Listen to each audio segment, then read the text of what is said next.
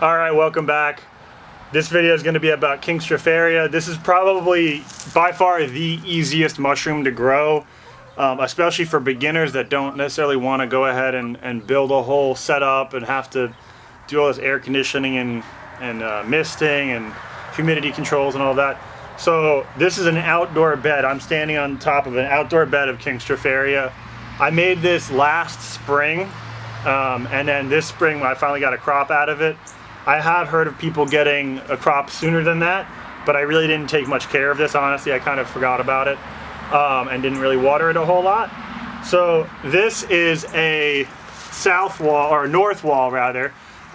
It never gets sunlight for the most part. I have a lot of bushes, and I also have a hose right nearby, which is definitely handy for irrigation. So eventually I do plan on having a little timer set up out here with little sprinklers. But you can see I am surrounded by big old mushrooms, and this is about where you want to pick it. You want to pick them very young, and really you want to find them before they even come above. Like, I don't know if you can see over here, this one's just barely coming above the dirt, and that's when you want to get them, because typically when they get really big, they get all buggy. The bugs like to eat them. But yeah, so this was made with 2 10-pound blocks. I do sell the blocks on myersmushrooms.com. So 2 10-pound blocks, and then I broke them up, and they're sawdust blocks. I broke them up.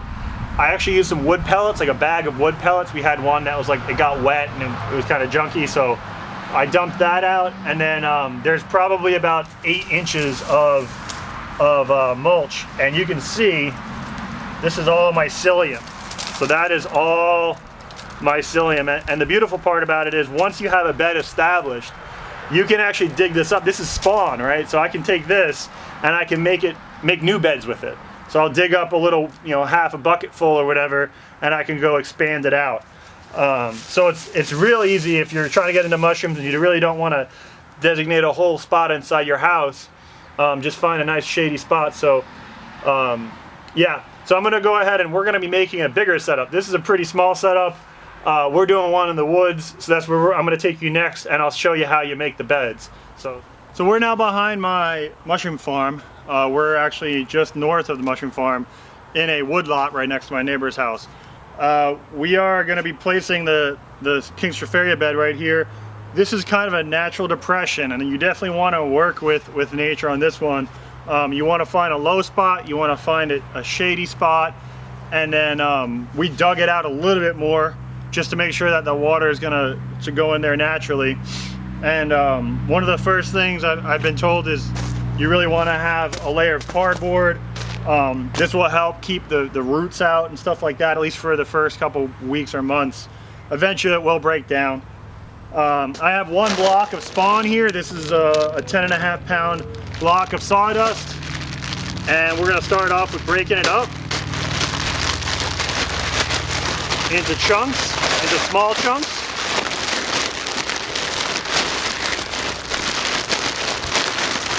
And we're going to do a layer of the wood chips, so that you can use lots of different ingredients here. We're going to use today wood chips, fuel pellets, and also we got some aged grass clippings. So the bottom line is use whatever's available, use what you got. Growing mushrooms is agricultural waste. That's what we usually grow on, so that's kind of what you want to be using. We're going to do the lasagna method.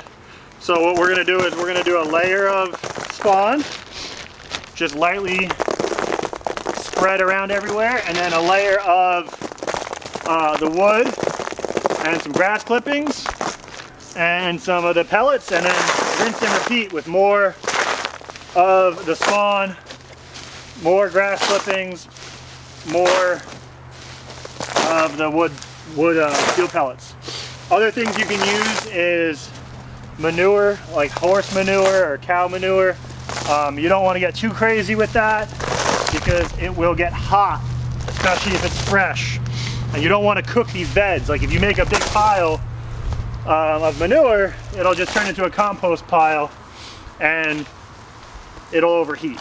So even the grass clippings too, like you probably don't want to use fresh grass clippings, or at least not a lot of fresh grass clippings, because of the fact it's so nitrogen rich that it'll create a lot of heat. All that bacteria, even the mycelium, will make heat, so you don't want to go overboard with your nitrogen source. But the more nitrogen you have, the better your yields should be. If you just have all carbon, if you just have all wood chips and that's it, your yield is not going to be as good as if you put some kind of supplements in there. So one thing that we're going to try doing, we're going to make a bunch of beds back here. We're going to make probably 3 or 4 and then clear out this old brush and do some more back there. And I would like to try to play with soy hull, adding a little bit of soy hull, because we use that in the farm for supplement for your nitrogen source, and I don't see why it wouldn't work well out here. So yeah, this is actually 50-50 soy hull. It's master's mix, so it's soy hull and fuel pellet, so it does actually have a little bit of supplement to it. We're just using the 10-pound bag back here on one bed, and you can stretch this. Like this is maybe 30 or 40 square feet. You could probably stretch it to maybe 60 square feet per bag, but when you spawn lighter like that, you're gonna have a longer colonization time, and then it'll definitely take like a year, so you're not gonna see a harvest for 12 to 10 months later. Whereas if you do one bag in like a 4x4 or a 3x3 area, you're more likely to get a harvest a lot sooner. So that's the pros and cons of how big of a patch you go. As I mentioned earlier, you could always make a 4x4 patch, or even do it in a bin or a tote or something like that, and then let it colonize, and then dig that up and use that as spawn to then make a huge, garbage truck, or not garbage truck, but dump truck size load. If you can get a guy like a wood guy to deliver a boatload of wood chips, then go for it. Make that 10-pound bag expand out into a couple hundred cubic feet to go into a couple thousand square feet. All right. So when we're done with this, I'm going to do a bunch of water. I'm gonna actually have an irrigation system that I'm going to hook up out here on a timer, and those pellets are going to swell a boatload. So I'm going to do a layer of spawn. And this is not an exact science, as I'm sure you can see.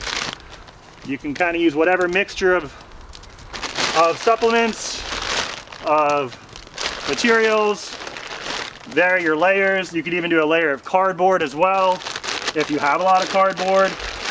So, yeah. I'm probably going to do one more layer, and then top it off with the mulch. One thing that I'm running into is I have chickens. I have like 13 chickens. And chickens love mulch. They love digging through it. So do raccoons, all kinds. They smell the fungus, they smell something going on, all the whatever we're putting in here they like. So they dig it up. Lots of bugs in there. But the issue with that is it ruins the beds. So what I actually ordered was some little motion sensor activated sprinklers. So whenever one of the chickens comes over here and tries to get up in my mushroom beds, it'll sprinkle them away. Rather than using electric fences or fencing, which usually doesn't work in the long run, there ends up being a penetration and they get in there and whatever. So that's what I'm going to be using, is motion sensor sprinklers, which not only will scare away everything, but it'll also wet the beds. So it's a win-win for that. So yeah, that's pretty much the end of the bed.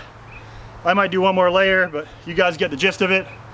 If you're looking for a bag, we do have them at myersmushrooms.com, so you can check online for the spawn bags. They're like 10.5-pound spawn bags. Yeah, so hopefully in the next couple weeks we'll be making more beds, and our plan is next fall probably, or the following spring, we'll be offering commercially the Kingstropharia to local restaurants and farmers markets.